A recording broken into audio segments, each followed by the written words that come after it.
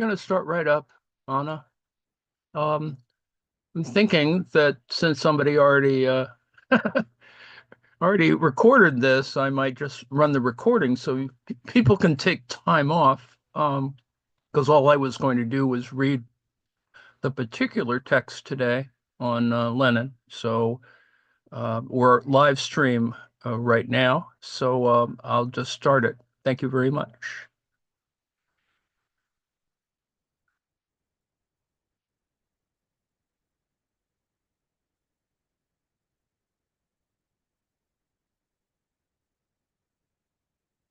Welcome, folks. Now, I was going to put in the labor to read this, but welcome to dis&dat information. Fortunately, there is actually an audio version of the actual text available, and so not unlike Bruce, I'll defer to somebody else's reading of it, and not an electronic reading. It is, in fact, we're live stream right now. Karl Marx, a brief biographical sketch with a exposition of Marxism of 1914 by Vladimir Lenin. And I'm sparing my own energies. And also we'll see how this goes. There is a link for it in the original text. And yes, indeed, I'm It's fully automated luxury communism. Welcome to fully, no, seriously, welcome to the 27 March edition of Dis and Dat. It's not so much that I'm taking a break. In fact, my point in doing this is to note, and if anyone was listening carefully or reading carefully, that much of Kautsky's approach to reading Marx's Capital is actually integrated in this Lenin text. So not that you have to read that closely, but I think that's the flavor of it, and at least the theoretical idea I was pursuing in choosing this particular text. And then I came across the audiobook version, and then well, anyway, welcome to fully automated luxury communism.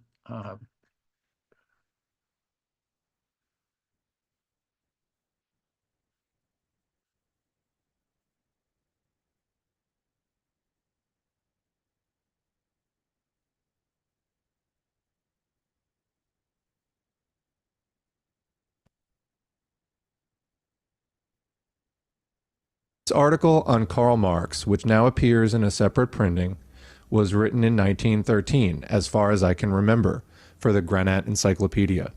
A fairly detailed bibliography of literature on Marx, mostly foreign, was appended to the article. This has been omitted in the present edition. The editor of the encyclopedia, for their part, have, for censorship reasons, deleted the end of the article on Marx, namely the section dealing with his revolutionary tactics. Unfortunately, I am unable to reproduce that end because the draft has remained among my papers somewhere in Krakow or in Switzerland. I only remember that in the concluding part of the article I quoted, among other things, the passage from Marx's letter to Engels of April 16, 1856, in which he wrote, quote, "The whole thing in Germany will depend on the possibility of backing the proletarian revolution by some second edition of the Peasant War. Then the affair will be splendid." End quote. That is what our Mensheviks, who have now sunk to utter betrayal of socialism and to desertion to the bourgeoisie, have failed to understand since 1905.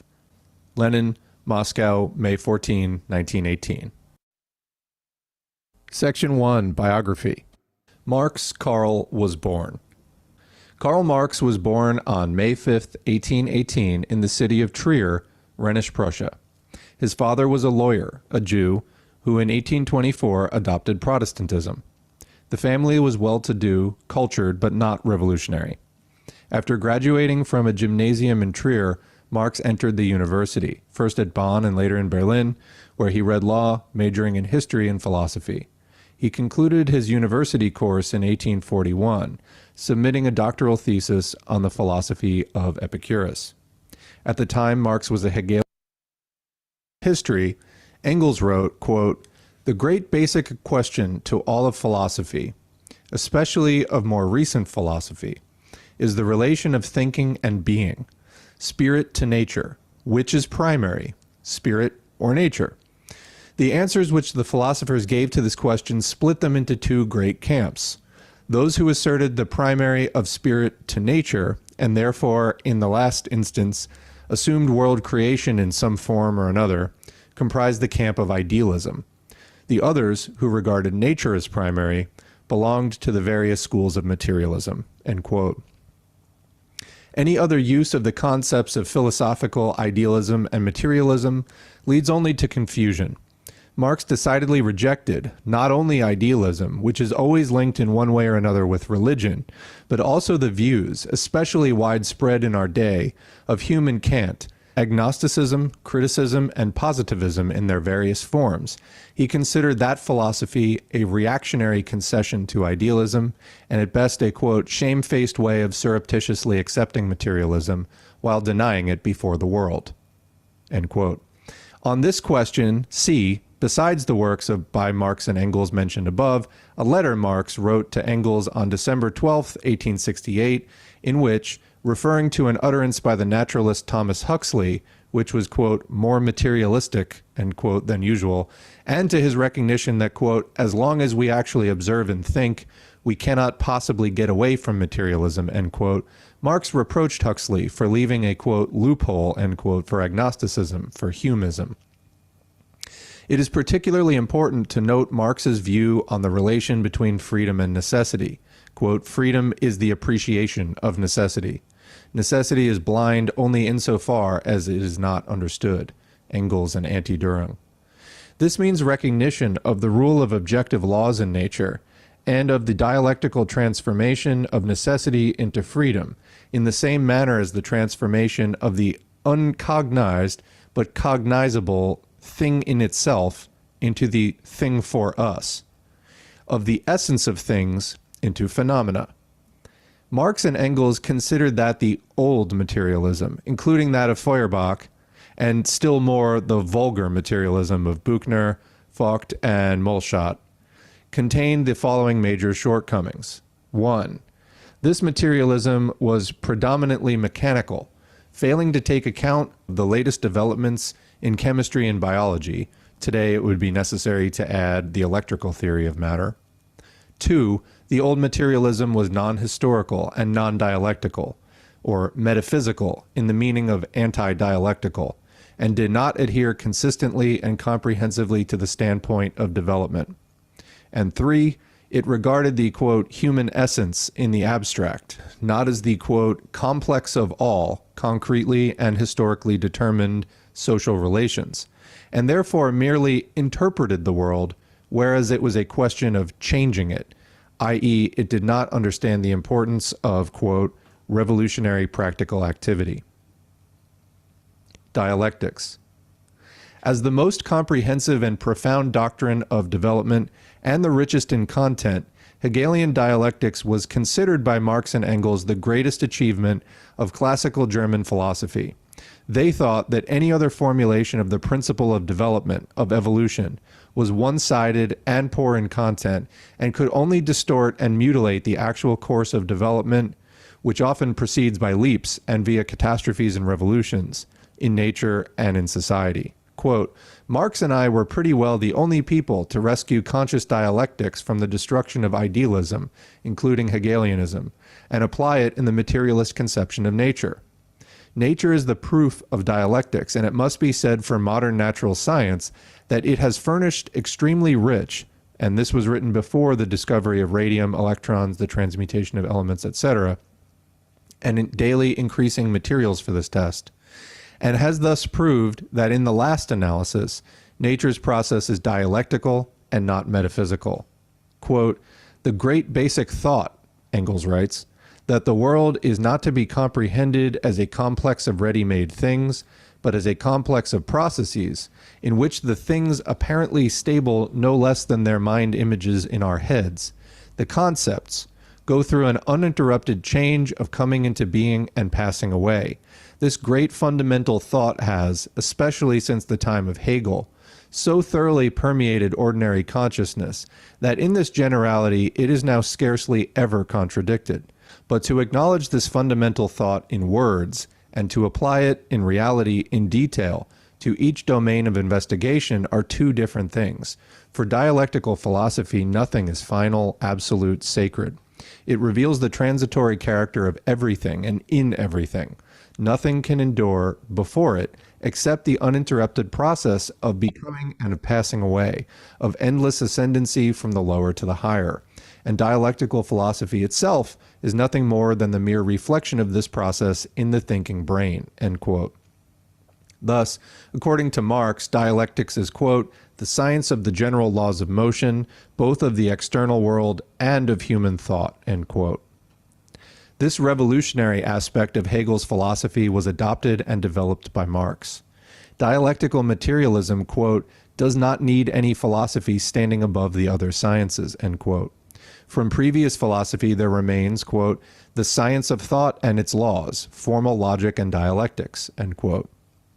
Dialectics, as understood by Marx and also in conformity with Hegel, includes what is now called the theory of knowledge or epistemology, studying and generalizing the original and development of knowledge, the transition from non-knowledge to knowledge.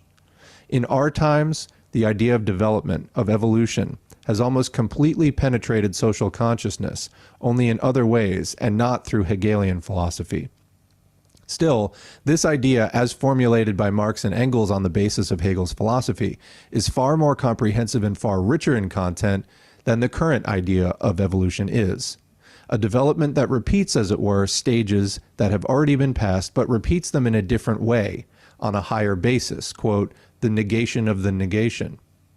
A development, so to speak, that proceeds in spirals, not in a straight line.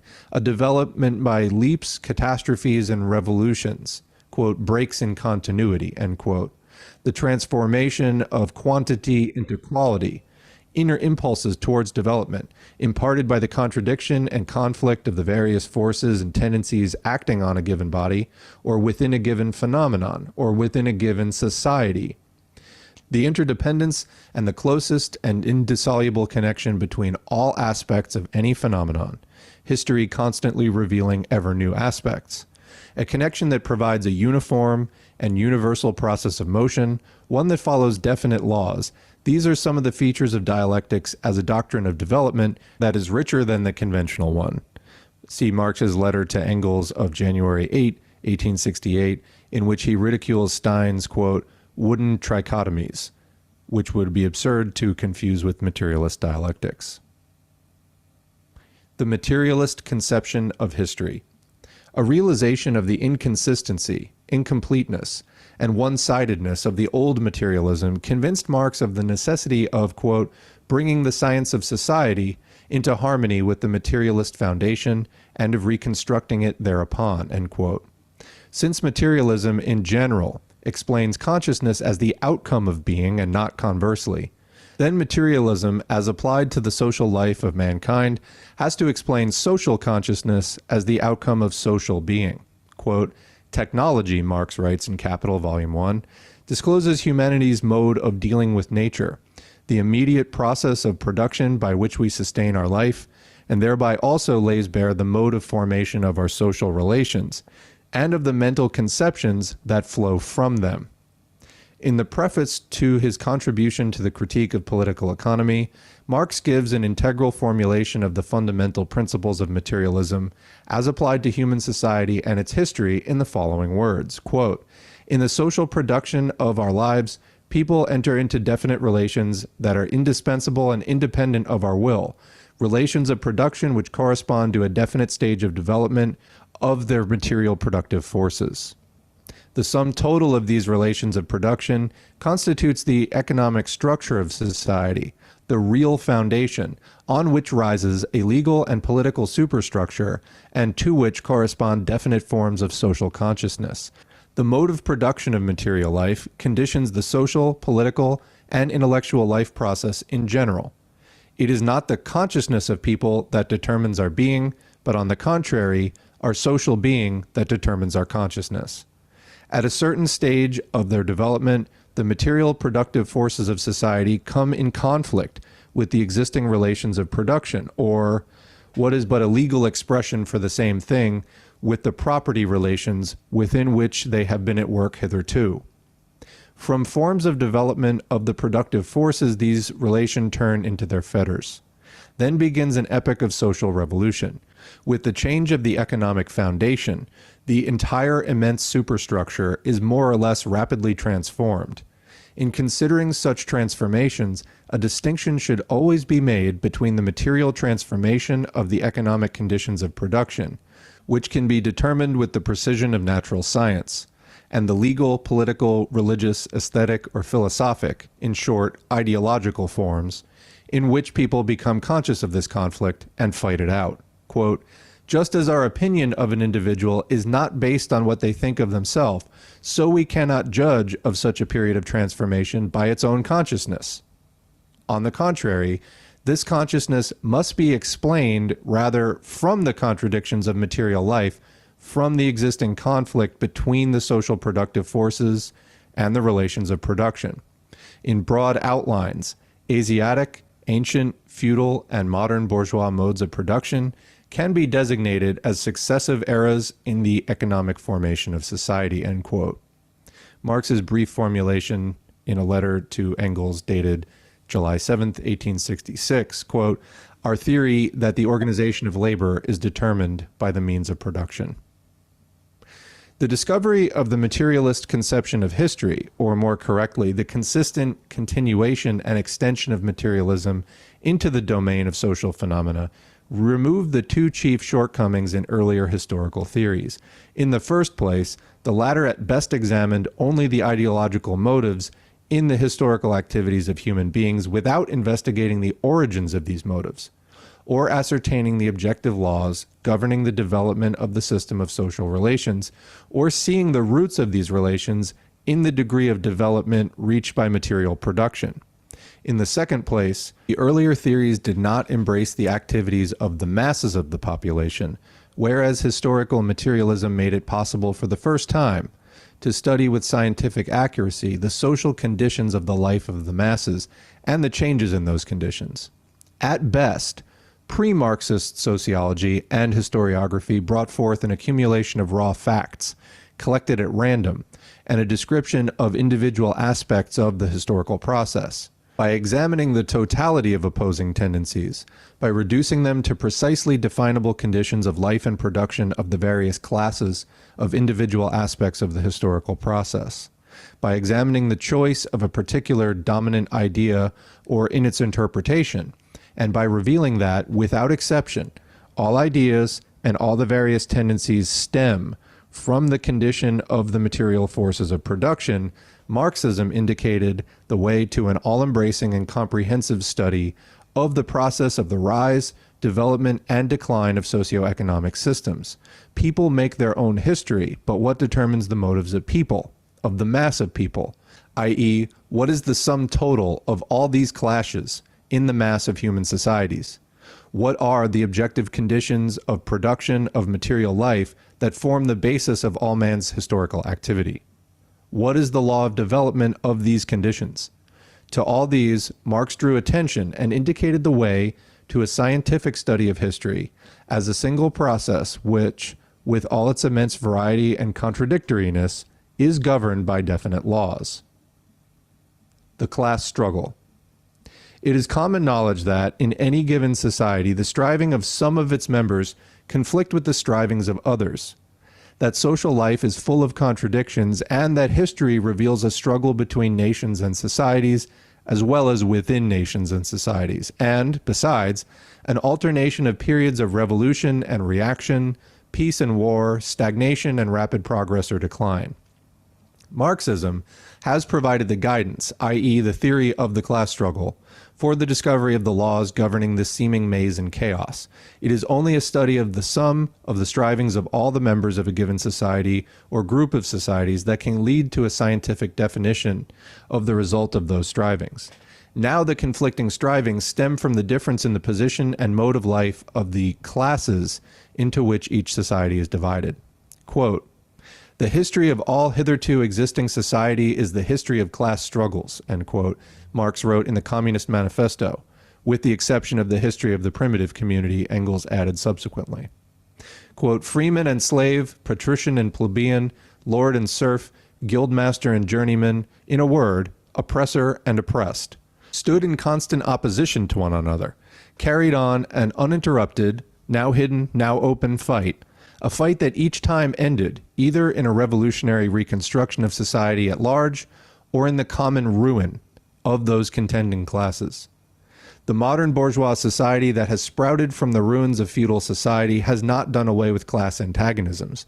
It has but established new classes, new conditions of oppression, new forms of struggle in place of the old ones. Our epoch, the epoch of the bourgeoisie, possesses, however, this distinctive feature. It has simplified class antagonisms. Society as a whole is more and more splitting up into two great hostile camps, into two great classes directly facing each other, bourgeoisie and proletariat. Ever since the Great French Revolution, European history has, in a number of countries, tellingly revealed what actually lies at the bottom of events, the struggle of classes. The Restoration period in France already produced a number of historians, Thierry, Guizot, Mignet, and Thiers, who, in summing up what was taking place, were obliged to admit that the class struggle was taking place, were obligated to admit that the class struggle was key to all of French history. The modern period, that of complete victory of the bourgeoisie, representative institutions, extensive, if not universal suffrage, a cheap daily press that is widely circulated among the masses, etc., a period of powerful and ever-expanding unions of workers and unions of employers, etc., has shown even more strikingly, though sometimes in a very one-sided, quote, peaceful and, quote, constitutional form, the class struggle as the mainspring of events. The following passage from Marx's Communist Manifesto will show us what Marx demanded of social science as regards an objective analysis of the position in each class in modern society, with reference to an analysis of each class's conditions of development. Quote, of all the classes that stand face to face with the bourgeoisie today, the proletariat alone is a really revolutionary class. The other classes decay and finally disappear in the face of modern industry. The proletariat is its special and essential product. The lower middle class, the small manufacturer, the shopkeeper, the artisan, the peasant, all these fight against the bourgeoisie to save from extinction their existence as fractions of the middle class. They are therefore not revolutionary but conservative. Nay more, they are reactionary, for they try to roll back the wheel of history. If by chance they are revolutionary, they are so only in view of their impending transfer into the proletariat. They thus defend not their present, but their future interests. They desert their own standpoint to place themselves at that of the proletariat. In a number of historical works, Marx gave brilliant and profound examples of materialist historiography, of an analysis of the position of each individual class, and sometimes of various groups or strata within a class, showing plainly why and how, quote, every class struggle is a political struggle. The above-quoted passage is an illustration of what a complex network of social relations and transitional stages from one class to another, from the past to the future, was analyzed by Marx so as to determine the resultant of historical development. Marx's economic doctrine is the most profound, comprehensive, and detailed confirmation and application of his theory. Section 3. Marx's economic doctrine. Quote, it is the ultimate aim of this work to lay bare the economic law of motion of modern society, i.e. capitalist bourgeois society, says Marx in the preface to Capital. An investigation into the relations of production in a given historically defined society, in their inception, development, and decline. Such is the content of Marx's economic doctrine. In capitalist society, the production of commodities is predominant, and Marx's analysis therefore begins with an analysis of commodity. Value. A commodity is, in the first place, a thing that satisfies a human want. In the second place, it is a thing that can be exchanged for another thing. Utility of a thing makes it a use value. Exchange value, or simply value, is first of all the ratio, the proportion. in which a certain number of use values of one kind can be exchanged for a certain number of use values of another kind. Daily experience shows us that million upon millions of such exchanges are constantly equating with one another every kind of use value, even the most diverse and incomparable. Now, what is there in common between these various things? Things constantly equated with one another in a definite system of social relations. Their common feature is that they are all products of labor. In exchanging products, people equate the most diverse kinds of labor. The production of commodities is a system of social relations in which individual producers create diverse products, the social division of labor, and in which all these products are equated with one another in the process of exchange. Consequently, what is common to all commodities is not the concrete labor of a definite branch of production, not labor of one particular kind, but abstract human labor in general. All the labor power of a given society, as represented in the sum total of the values of all commodities, is one and the same human labor power. Thousands upon thousands of millions of acts of exchange prove this. Consequently, each particular commodity represents only a certain share of the socially necessary labor time. The magnitude of value is determined by the amount of socially necessary labor, or by the labor time that is socially necessary for the production of a given commodity or a given use value. Quote, whenever, by an exchange, we equate as values our different products, by that very act, we also equate as human labor the different kind of labor that was expended upon them. We're not aware of this, nevertheless we do it. That's from Capital. As one of the earlier economists said, value is a relation between two persons. Only he should have added, a relation concealed beneath a material wrapping. We can understand what value is only when we consider it from the standpoint of the system of social relations of production in a particular historical type of society, moreover, or relations that manifest themselves in the mass phenomenon of exchange, a phenomenon which repeats itself thousands upon thousands of times. As values, all commodities are only definite masses of congealed labor time. That is from a contribution to the Critique of Political Economy. After making a detailed analysis of the twofold character of the labor incorporated in commodities, Marx goes on to analyze the form of value and money. Here, Marx's main task is to study the origin of the money form of value, to study the historical process of the development of exchange, beginning with individual and incidental acts of exchange, the, quote, elementary or accidental form of value, end quote, in which a given quantity of one commodity is exchanged for a different quantity of another, passing on to the universal form of value, in which a number of different commodities are exchanged for one and the same particular commodity, and ending with the money form of value, when gold becomes that particular commodity, the universal equivalent. As the highest product of the development of exchange and commodity production, money masks, conceals, the social character of all individual labor, the social link between individual producers united by the market. Marx analyzes the various functions of money in very great detail. It is important to note here in particular, as in the opening chapters of Capital in general, that what seems to be an abstract and at times purely deductive mode of exposition deals in reality with a gigantic collection of factual material on the history of the development of exchange and commodity production. Quote, if we consider money, its existence implies a definite stage in the exchange of commodities, the particular functions of money, which it performs either as the mere equivalent of commodities or as means of circulation or means of payment, as hoard or as universal money, point according to the extent and relative preponderance of the one function or the other, to very different stages in the process of social production. Capital.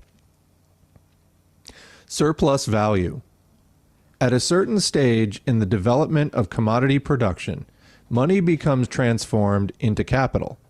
The formula of commodity circulation was CMC, commodity, money, commodity, i.e., the sale of one commodity for the purpose of buying another. The general formula of capital, on the contrary, is MCM, the purchase for the purpose of selling at a profit.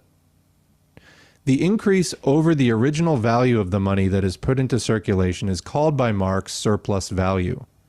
The fact of this, quote, growth of money in capitalist circulation is common knowledge. Indeed, it is this, quote, growth which transforms money into capital as a special and historically determined social relation of production.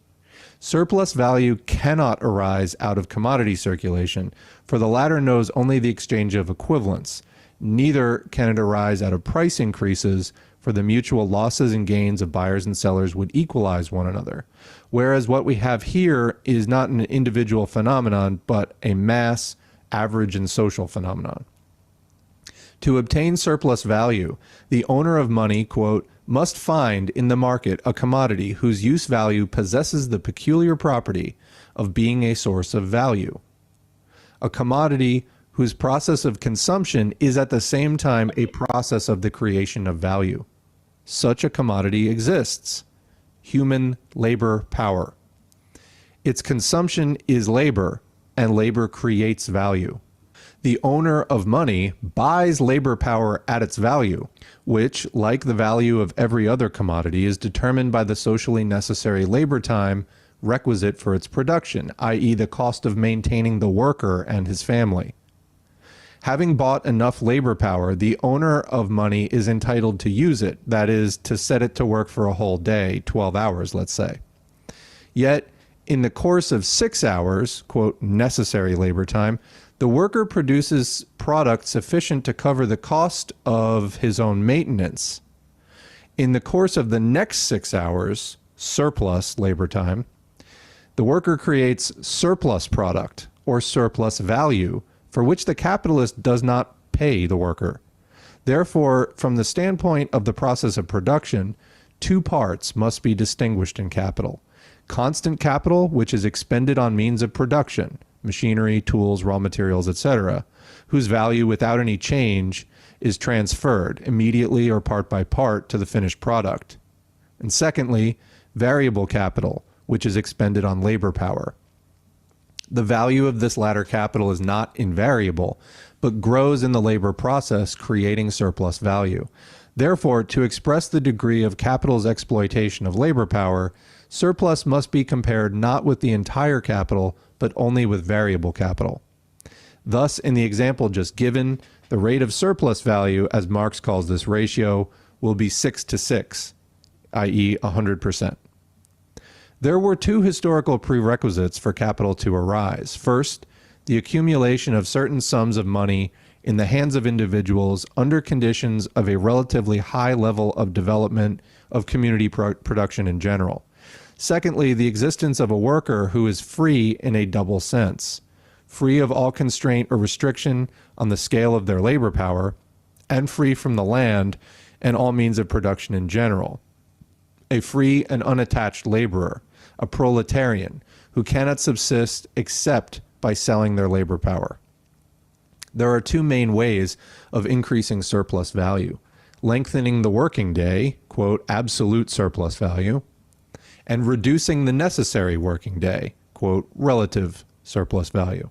In analyzing the former, Marx gives a most impressive picture of the struggle of the working class for a shorter working day, and of interference by the state authority to lengthen the working day from the 14th century to the 17th, and then to reduce it, factory legislation in the 19th century. Since the appearance of capital, the history of the working class movement in all civilized countries of the world has provided a wealth of new facts amplifying this picture. And that's since the appearance of Capital, the book. Analyzing the production of relative surplus value, Marx investigates the three fundamental historical stages in capitalism's increase of the productivity of labor. 1, simple cooperation. 2, the division of labor and manufacture. And 3, machinery and large-scale industry. How profoundly Marx has here revealed the basic and typical features of capitalist development is shown incidentally by the fact that investigations into the handicraft industries in Russia furnish abundant material illustrating the first two of the mentioned stages. The revolutionizing effect of large-scale machine industry, as described by Marx in 1867, has revealed itself in a number of, quote, new countries, Russia, Japan, etc., in the course of the half-century that since has elapsed. To continue, new and important in the highest degree is Marx's analysis of the accumulation of capital, i.e. the transformation of a part of surplus value into capital, and its use not for satisfying the personal needs or whims of the capitalist, but for new production. Marx revealed the error made by all earlier classical political economists, beginning with Adam Smith, who assumed that the entire surplus value which is transformed into capital goes to form variable capital. In actual fact, it is divided into means of production and variable capital. Of tremendous importance to the process of development of capitalism and its transformation into socialism is the more rapid growth of the constant capital share of the total capital as compared with the variable capital share. By speeding up the supplanting of workers by machinery, and by creating wealth at one extreme and poverty at the other, the accumulation of capital also gives rise to what is called, quote, the reserve army of labor, to the, quote, relative surplus of workers, or, quote, capitalist overpopulation, which assumes the most diverse forms and enables capital to expand production extremely rapidly. In conjunction with credit facilities and the accumulation of capital in the form of means of production, this incidentally is the key to an understanding of the crises of overproduction, which occur periodically in capitalist countries, at first at an average of every 10 years, and later at more lengthy and less definite intervals. From the accumulation of capital under capitalism, we should distinguish what is known as primitive accumulation, the forcible divorcement of the worker from the means of production, the driving of the peasant off the land, the stealing of communal lands, the system of colonies and national debts, protective tariffs, and the like. Quote, primitive accumulation creates the, quote, free proletarian at one extreme and the owner of money, the capitalist, at the other. The, quote, historical tendency of capitalist accumulation is described by Marx in the following celebrated words. Quote, the expropriation of the immediate producers is accomplished with merciless vandalism, and under the stimulus of passions the most infamous, the most sordid, the pettiest, the most meanly odious. Self-earned private property of the peasant and handicraftsman, that is based, so to say, on the fusing together of the isolated, independent laboring individual with the conditions of their labor, is supplanted by capitalistic private property, which rests on exploitation of the nominally free labor of others. That which is now to be expropriated is no longer the laborer working for himself, but the capitalist exploiting many laborers. This expropriation is accomplished by the action of the immanent laws of capitalistic production itself, by the centralization of capital. One capitalist always kills many. Hand in hand with the centralization or this expropriation of many capitalists by few, develop, on an ever-extending scale, the cooperative form of the labor process, the conscious technical application of science, the methodical cultivation of the soil, the transformation of the instruments of labor into instruments of labor only usable in common, the economizing of all means of production by their use as the means of production of combined socialized labor, the entanglement of all people in the net of the world market, and with this the international character of the capitalistic regime. Along with the constantly diminishing number of the magnates of capital who usurp and monopolize all advantages of this process of transformation, grows the mass of misery, oppression, slavery, degradation, exploitation. But with this too grows the revolt of the working class, a class always increasing in numbers and disciplined, united, organized by the very mechanism of the process of capitalist production itself. The monopoly of capital becomes a fetter upon the mode of production, which has sprung up and flourished along with and under it. Centralization of the means of production and socialization of labor at last reaches a point where they become incompatible with their capitalist integument. This integument is burst asunder, the knell of capitalist private property sound. The expropriators are expropriated, end quote, Capital, Volume 1. Also new and important in the highest degree is the analysis Marx gives in Volume 2 of Capital of the reproduction of aggregate social capital. Here too, Marx deals not with an individual phenomenon, but with a mass phenomenon. Not with a fractional part of the economy of society, but with that economy as a whole. Correcting the aforementioned error of the classical economists, Marx divides the whole of social production into two big sections. One, production of the means of production, and two, production of articles of consumption, and examines in detail, with numerical examples, the circulation of the aggregate social capital, both when reproduced in its former dimension and in the case of accumulation. Volume 3 of Capital solves the problem of how the average rate of profit is formed on the basis of the law of value.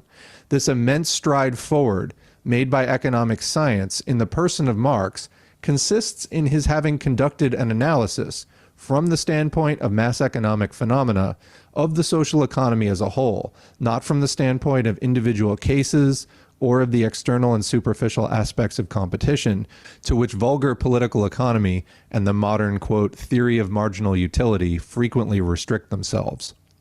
Marx first analyzes the origin of surplus value, and then goes on to consider its division into profit, interest, and ground rent.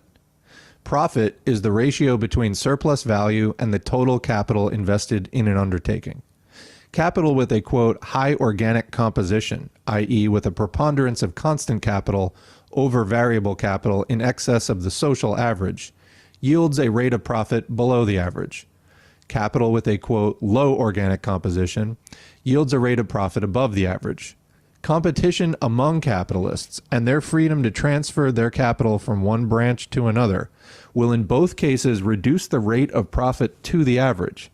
The sum total of the values of all the commodities in a given society coincides with the sum total of the prices of the commodities, but in individual undertakings and branches of production, as a result of competition, commodities are sold not at their values at the prices of production, or production prices, which are equal to the capital expended plus the average profit. In this way, the well-known and indisputable fact of the divergence between prices and values and of the equalization of profits is fully explained by Marx on the basis of law of value, since the sum total of values of all commodities coincides with the sum total of prices. However, the equating of social value to individual prices does not take place simply and directly, but in a very complex way. It is quite natural that in a society of separate producers of commodities who are united only by the market, a conformity to law can only be an average, social, mass manifestation with individual deviations in either direction mutually compensating one another. A rise in the productivity of labor implies a more rapid growth of constant capital as compared with variable capital. Inasmuch as surplus value is a function of variable capital alone, it is obvious that the rate of profit, the ratio of surplus value to the whole capital, not to its variable part alone, tends to fall. Marx makes a detailed analysis of this tendency and of a number of circumstances that conceal or counteract it. Without pausing to deal with the extremely interesting sections of Volume 3 of Capital, Volume 1 devoted to usurer's capital, commercial capital, and money capital, we must pass on to the most important section, the theory of ground rent. Since the area of land is limited, and in capitalist countries the land is all held by individual private owners, the price of production of agricultural products is determined by the cost of production, not on soil of average quality, but on the worst soil, not under average conditions, but under the worst conditions of delivery of produce to the market. The difference between this price and the price of production on better soil, or in better conditions, constitutes differential rent. Analyzing this in detail and showing how it arises out of the difference in fertility of different plots of land and out of the difference in the amount of capital invested in land, Marx fully reveals, see also Theories of Surplus Value, in which the criticism of Rodbertus is most noteworthy. The error of Ricardo, who considered that differential rent is derived only when there is a successive transition from better land to worse. On the contrary, there may be inverse transitions. Land may pass from one category into others, owing to advances in agricultural techniques, the growth of towns, and so on. And the notorious, quote, law of diminishing returns, which charges nature with the defects, limitations, and contradictions of capitalism, is profoundly erroneous. Furthermore, the equalization of profit in all branches of industry and the national economy in general presupposes complete freedom of competition and the free flow of capital from one branch to another. However, the private ownership of land creates monopoly, which hinders that free flow. Because of that monopoly, the products of agriculture, where a lower organic composition of capital obtains, and so consequently an individually higher rate of profit, do not enter into the quite free process of the equalization of the rate of profit. As a monopolist, the landowner can keep the price above the average, and this monopoly price gives rise to an absolute rent. Differential rent cannot be done away with under capitalism, but absolute rent can. For instance, by the nationalization of the land, by making it state property. That would undermine the monopoly of private landowners and would mean the sole, consistent, and full operation of freedom of competition in agriculture. That is why, as Marx points out, bourgeois radicals have again and again in the course of history advanced this progressive bourgeois demand for nationalization of the land, a demand which, however, frightens most of the bourgeoisie because it would too closely affect another monopoly, one that is particularly important and, quote, sensitive today, the monopoly of the means of production in general. A remarkably popular, concise, and clear exposition of his theory of the average rate of profit on capital and of absolute ground rent is given by Marx himself in a letter to Engels dated August 2nd, 1862. With reference to the history of ground rent, it is also important to note Marx's analysis showing how labor rent, the peasant creates surplus product by working on the Lord's land, is transformed into rent paid in produce or in kind. The peasant creates surplus product on his own land and hands it over to the landlord because of, quote, non-economic constraint. Then into money rent, rent in kind, which is converted into money, the obrok of old Russia, as a result of the development of commodity production, and finally into capitalist rent, when the peasant is replaced by the agricultural entrepreneur who cultivates the soil with the help of hired labor. In connection with this analysis of the, quote, genesis of capitalistic ground rent, note should be taken of a number of profound ideas of particular importance to backwards countries like Russia, expressed by Marx regarding the evolution of capitalism in agriculture. Quote, the transformation of rent in kind into money rent is furthermore not only inevitably accompanied, but even anticipated by the formation of a class of propertyless day laborers who hire themselves out for money. During their genesis, when this new class appears but sporadically, the custom necessarily develops among the more prosperous peasants, subject to rent payments, of exploiting agricultural wage laborers for their own account, much as in feudal times when the more well-to-do peasant serfs themselves also hold serfs. In this way, they gradually acquire the possibility of accumulating a certain amount of wealth and themselves become transformed into future capitalists. The old self-employed possessors of land themselves just give rise to a nursery school for capitalist tenants, whose development is conditioned by the general development of capitalist production beyond the bounds of the countryside. Capital, Volume 3. Quote, the expropriation and eviction of a part of the agricultural population not only set free for industrial capital the laborers, their means of subsistence and material for labor, it also created the home market, end quote, Capital, Volume 1. In their turn, the impoverishment and ruin of the rural population play a part in the creation, for capital, of a reserve army of labor. In every capitalist country, quote, part of the agricultural population is therefore constantly on the point of passing over into an urban or manufacturing, i.e. non-agricultural proletariat. This source of relative surplus population is thus constantly flowing. The agricultural laborer is therefore reduced to the minimum of wages and always stands with one foot already in the swamp of pauperism, end quote, Capital, Volume 1. The peasant's private ownership of the land he tills is the foundation of small-scale production and the condition for its prospering and achieving the classical form.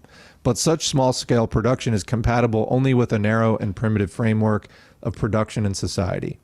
Under capitalism, the, quote, exploitation of the peasant differs only in form from the exploitation of the industrial proletariat.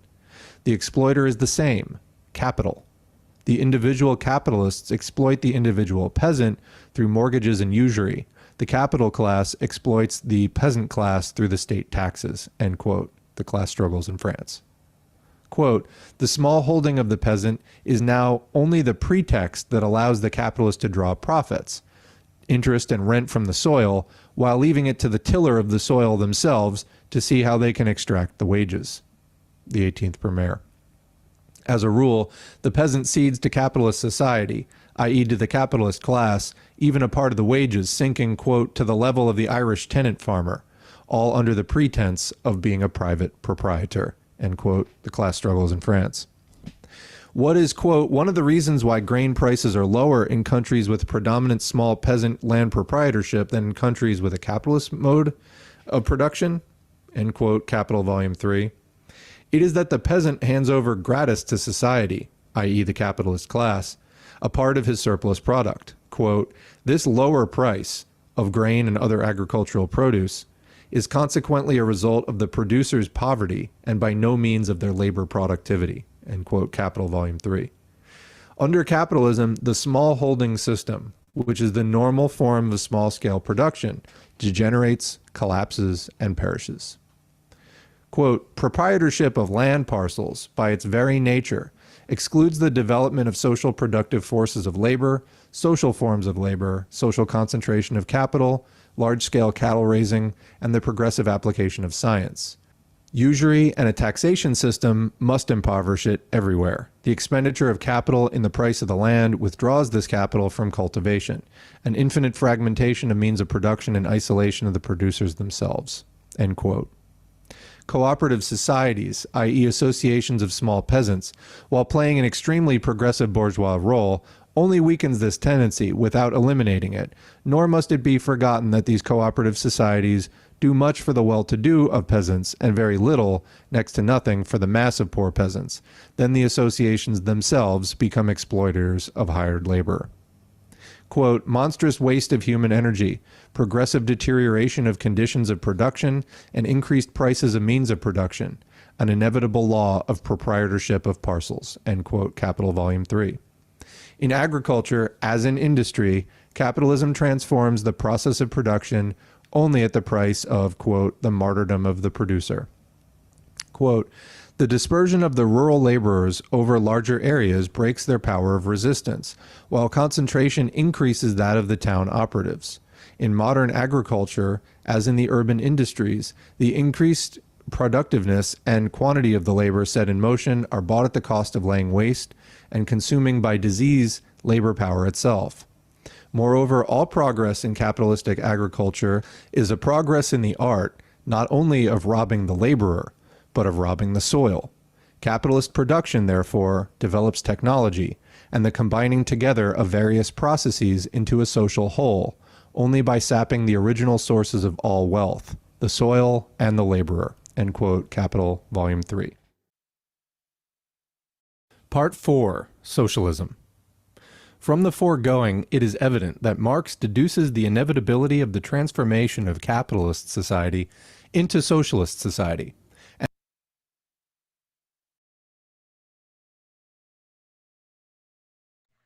We made it to the exact endpoint, and of course the end of my particular time, and we actually got all of section 3, which is what I wanted to get to. Um,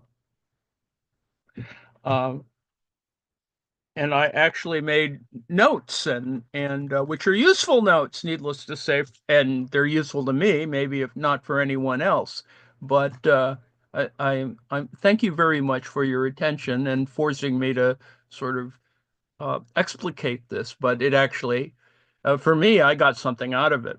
With I hope somebody else did as well. In fact, the metaphor that I came with at the end of today is that even if you believe in donut economics, it is pretty clear that if you're a Dunkin' Donuts kind of person, that Dunkin's has valorized the whole in the donut. But anyway, that's my little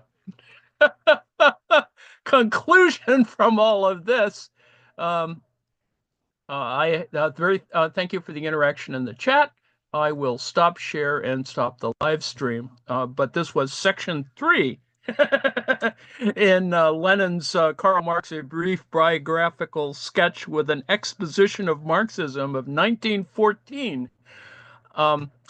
Vladimir Lenin. And let me just say that, Lenin started to assimilate all this, right? He makes a commentary on marginal utility analysis. I mean, Lenin is thinking about this, and he thinks about this in a way that, while you may not agree from a Kautskian point of view, the differences, and of course there was a purge. I think 40,000 people died, right? In the purge of the Mensheviks. So yeah, eggs got broken. Um, stuff like this happens. But I would make the point, of course, that this Bolshevism that we resist, and it's problematic because it's just brutal, has its roots, and of course, or I would assert anyway, from the Paris Commune, Blanchism, right, where you have a revolutionary vanguard. They don't really care about the disposition of things like land, etc. It is about naked power. It's about taking control of the whole damn thing.